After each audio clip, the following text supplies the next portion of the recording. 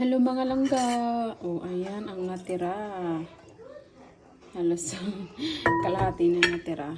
At ito ang natira. Ang ating mga liligpitin. Ayan na, put it away. Hugasan. Oh, di ba? Busy ang life.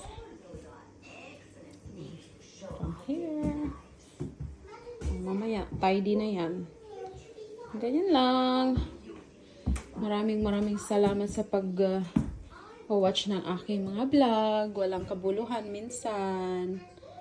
O, diba? O, sync natin dyan.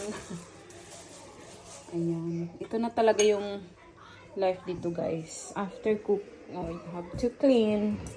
Kasi hindi uso yung katulong dito.